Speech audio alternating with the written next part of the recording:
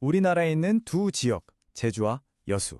언뜻 보면 멀리 떨어진 것 같지만 사실은 아주 깊고 아픈 역사로 단단히 묶여 있습니다.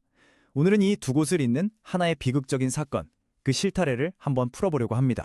얼마 전 여수에서 과거의 한 사건을 기억하기 위한 아주 의미 있는 공간이 문을 열었어요. 바로 여순 11구 사건 역사관인데요. 이게 그냥 이런 일이 있었습니다 하고 보여주는 걸 넘어서 앞으로 평화와 인권 교육의 중심이 될 거라고 해요. 그리고 또 하나, 정말 중요한 변화가 있는데요. 제주와 여수의 교육청이 손을 잡았다는 거예요.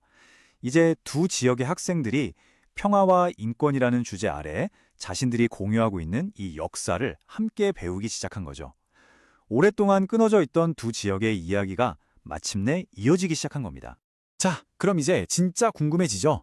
도대체 어떤 비극이길래 이렇게 수십 년이라는 시간을 뛰어넘어서 제주와 여수를 이렇게 강하게 연결하고 있는 걸까요? 이 모든 현재의 움직임을 제대로 이해하려면요, 우리는 시간을 한참 거슬러 올라가야 합니다. 한국 현대사의 가장 격동적인 해 중 하나였던 1948년. 모든 이야기의 시작점으로 저와 함께 떠나보시죠. 1948년, 정말 중요한 해였습니다. 이 연표를 한번 보세요. 4월에 제주에서 사건이 터지고 불과 6개월 뒤인 10월에 여수 순천에서 또 다른 사건이 일어나죠. 이 두 사건이 어떻게 서로 얽혀서 대한민국이라는 나라의 운명을 완전히 다른 방향으로 끌고 갔는지, 그게 오늘 이야기의 핵심입니다.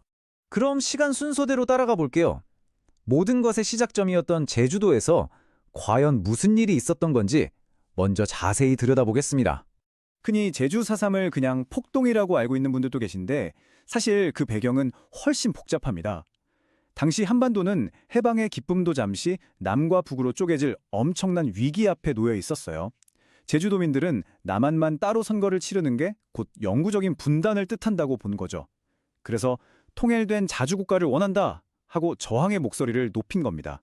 자, 이제 이야기는 바다를 건너 육지로 넘어옵니다. 제주의 이 외침이 어떻게 바다 건너 여수에 주둔하던 군인들의 마음을 움직였는지, 바로 이 연결고리가 정말 중요합니다. 여수 순천 10.19 사건의 핵심을 딱 한마디로 요약하면 바로 명령 거부입니다.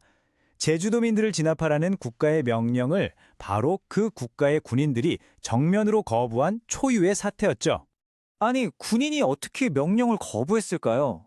그들의 마음을 가장 잘 보여주는 한마디가 바로 이겁니다. 우리는 동족을 죽일 수 없다. 같은 민족에게, 우리 형제 자매에게 총부리를 겨눌 수는 없다는 이 외침이 모든 것의 시작이었습니다. 하지만 그들의 결단은 너무나도 비극적인 결과를 낳았습니다. 이 명령 거부는 곧바로 또 다른 반란으로 번졌고, 국가는 이를 진압한다는 명분 아래 군인과 아무 상관없는 민간인을 가리지 않고 정말 무자비한 탄압을 가했죠. 이 사건이 남긴 상처는 총과 칼에 의한 것만이 아니었습니다. 어쩌면 더 깊고 오래가는 상처는 바로 이념의 흉터였어요. 우리 사회에 너무나 깊게 새겨진 빨갱이라는 주원 글씨가 바로 이때 만들어졌습니다.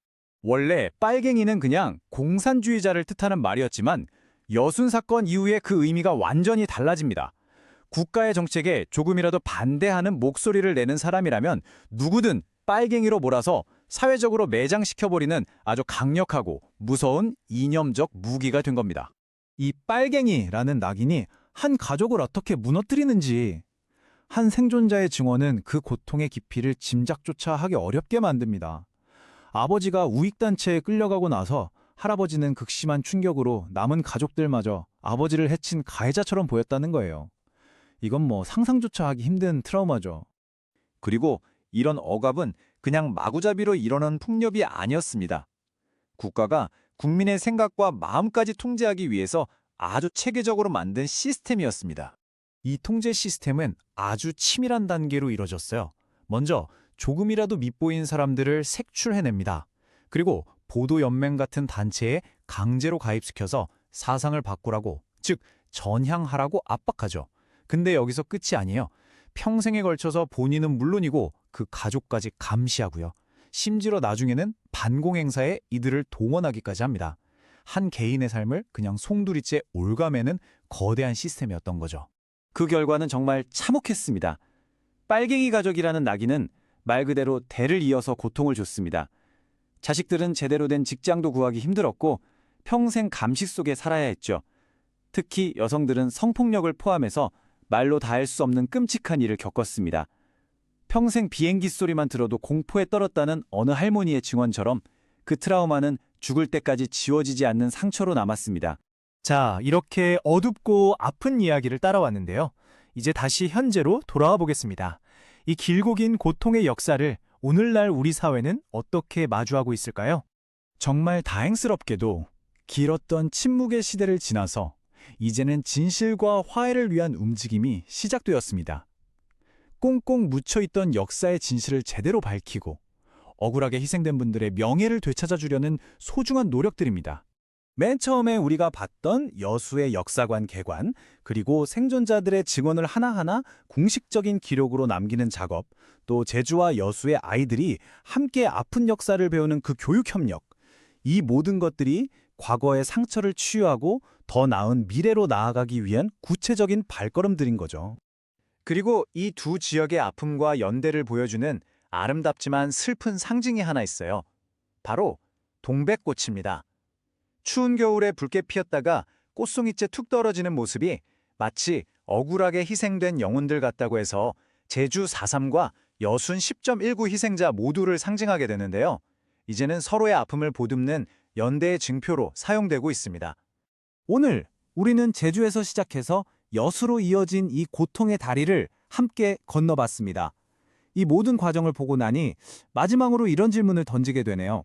스스로가 만든 분열과 갈등의 역사 속에서 한 나라는 과연 어떻게 해야만 진정한 치유에 이를 수 있을까요?